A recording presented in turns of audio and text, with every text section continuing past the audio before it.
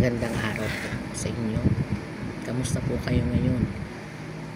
Sa lahat po ng aking mga kababayan, saang dako man ng ating bansa, kayo naroroon. Sana nasa mabuti kayo mga sitwasyon. Alam ko na marami sa inyo ang dumanas ng labis-labis na pagsubok, lalo na sa dalawang bagyo na napakalalakas. At ang ilan pa nga sa inyo ay sa kasagsagan ng bagyo, ang ilan sa mga mahal nila sa buhay ay dumanas pa rin po ng mga malulungkot na karanasan. Pero ano man ang nasa harapan ninyo, huwag niyo pong kakalimutan na lakasan ang inyong mga loob at tulungan na ipanalangin ang bawat isa, no? Sa sitwasyon po natin ngayon, no?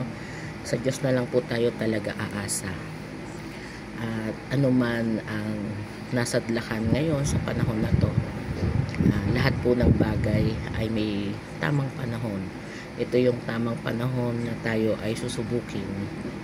At ang pagsubok na ito sa ating buhay o sa landas natin ay makakaya natin to, dahil alam ng Diyos na lahat ng sitwasyon po ay may katapusan, no? At payo lang, kahit anong mangyari, no? Ano man ang mga sama ng loob o mga dagok na dumarating, mga pagsubok, no? Nawalan man ng bahay, nawalan man ng sasakyan, nasira man ang mga material, yung mga pinaghirapan na alam naman natin na napakahirap pong ipundar, no? Taon bago makarecover.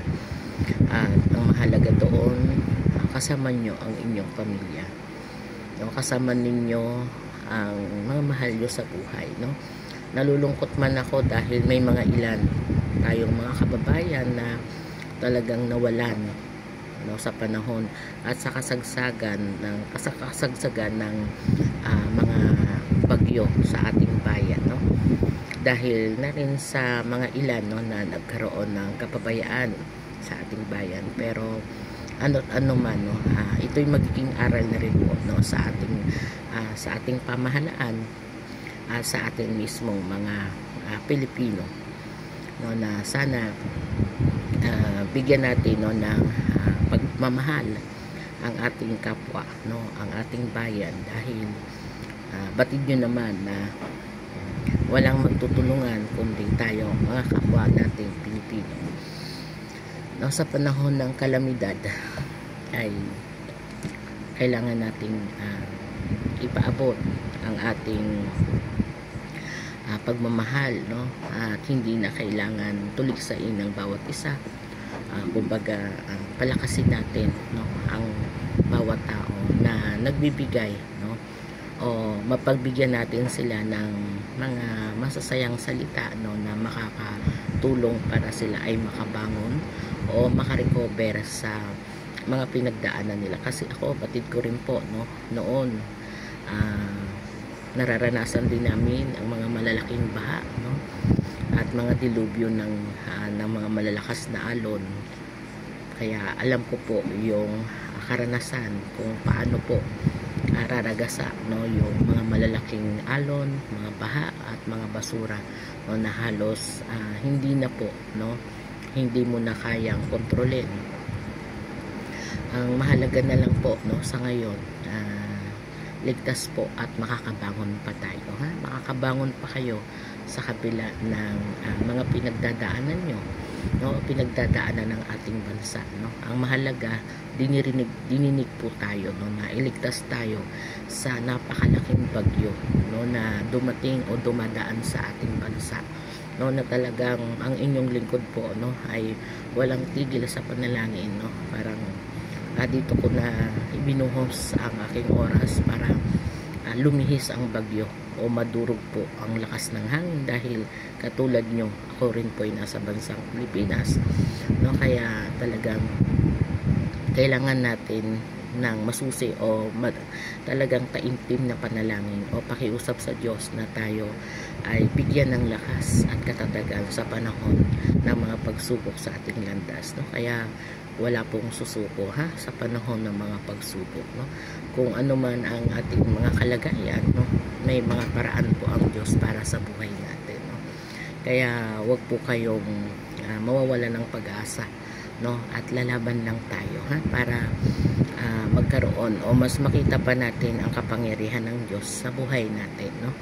Kasi kung hindi na po tayo lalaban, hindi na po natin makikita ang totoong kapangyarihan ng Diyos, na kung paano siya ikilos, gagawa ng himala o gagalaw sa buhay natin, no? Basta ipanatili lang natin sa panahon ng pagsubok at mga problema. Lagi po tayong magpapasalamat, no? Lagi nating ipagpasalamat ang bawat oras, no, na tayo ay nasa daigdig pa, dahil ang buhay natin ay hiram lang natin sa Diyos, no? Kaya napakapalad natin, no, na sa panahon na dumarating ang bagyo o mga pagsubok sa ating bayan, no, tayo ay namumulat pa po, no, nagising, malakas, at may pag-asa pa na makabangon. O kaya sa panahon na to na lumipas na ang bagyo, no, wag nating kalimutan na magpasalamat po sa Diyos. O, tulad nga ng sinabi ko, sa panahon ng pagsubok, doon natin higit kailangan ang tulong ng may kapangyarihan sa kalangitan, no, ang ating Amang Yahweh, no? Kaya anuman o sino man ang Diyos na tinatawag ninyo, huwag ninyong kakalimutan na magpasalamat sa kabila ng lahat, no?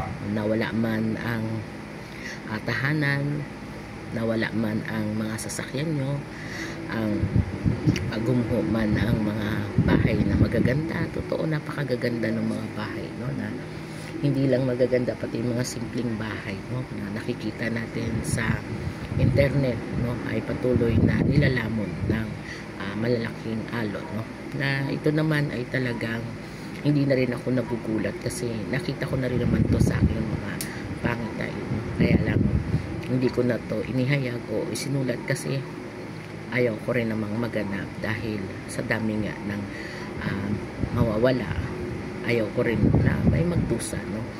Dahil katulad nyo rin, bilang tao rin po tayo, no? May pamilya na mahal sa buhay, na hanggat kaya nating makasama sa kanilang pagtanda, makakasama natin, no? Kaya lakasan nyo lang ang loob nyo, no?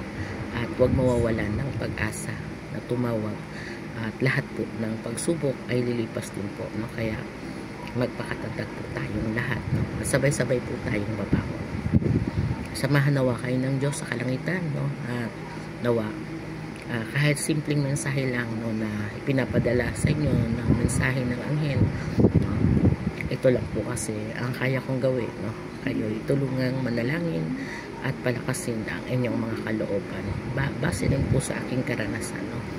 Ang karanasan ko po ay naranasan ko rin kasi yan, no? Kaya talagang alam ko po yung pangunahing pangangailangan after ng mga baha, after ng mga pagsubok na tulad yan, no? Sobrang hirap, no? Na talagang magsisimula ka ulit sa wala, no? Magbaback to zero ka, no? Na talagang gustuhin ko man kayong tulungan tulad nyo rin, no? Simpleng tao lang po tayo na wala rin tayong magagawa kundi palakasin lang ang inyong loob at tulungan na maging matatag, no? At ipaalala sa inyo na ang mga pagsubok sa daigdig ay nakatakda talaga yan, no? Nakatakda at nakalaan, no? Kaya talagang wala tayong dapat gawin kundi magpasalamat, no? At hindi na rin natin masisisi ang gobyerno dito dahil sa mga nangyari, no? Dahil alam naman nila ang tama at mali, no? Alam nila kung ano ang mabuti at alam din nila ang masama. Kaya bahala na sila kung ano yung naghihintay para sa kanila, no? Ipagkatiwala na lang natin sa Diyos, tulad ng mga namumuhay sa pananampalataya, no? Isuko natin sa Diyos ang lahat ng bagay para magkaroon tayo ng kapayapaan sa puso at sa isip at manatili ang kabutihan habang ang kasamaan ay patuloy na nanginibabaw, no? Walang susuko sa pananampalataya, no? At talagang lakasan nyo lang ang anyong loob, no? Dahil yan lang ang magiging kaagapay natin at tungkod natin para lumakbang ulit patungo sa kabutihan. Salamat po.